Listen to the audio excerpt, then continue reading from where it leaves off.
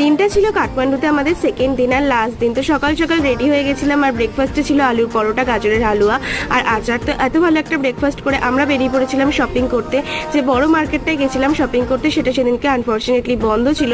তো তারপর আমরা হোটেল ব্যাক করে আসি আর আমাদের হোটেলের সামনে থেকে একটা বাঙালি আঙ্কেলের দোকান থেকে আমরা প্রচুর শপিং করি। তারপরে লাঞ্চ করে একটু বেরিয়েছিলাম সাইট সিন দেখতে। তো বেশি সাইট সিন দেখা হয়নি, যেহেতু একটু লেটে বেরিয়েছিলাম আমরা বেশি কিছু দেখতে পাইনি। তো দু একটা দেখে আমরা আবার ব্যাক করে যাই হোটেলের সামনে থেকে আবার আমরা শপিং করতে শুরু করি। মানে প্রচুর শপিং করি, যেহেতু আমার পোকরাতে কিছু কেনা হয়নি তাই কাঠমান্ডু থেকে প্রচুর শপিং করি। আর এত শপিং করেছিলাম যে আমাদের রুমটা ঠিক এই অবস্থায় ছিল, এক্সট্রা করে ব্যাগ কিনতে হয়েছিল মানে মালপত্র ঢোকানোর জন্য। আর লাস্টে ছিল বলে একটু হই হুল্লোড়, নাচ গান করা হয়েছিল।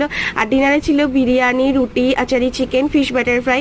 তো এত ভালো মন্দ খাওয়া দাওয়া করে রাতে তো মনটাও ভরে গেছিলো, পেটও ভরে গেছিলো। তো চলো আজকের মতো এইটুকুই, দেখা হচ্ছে নেক্সট ব্লগে।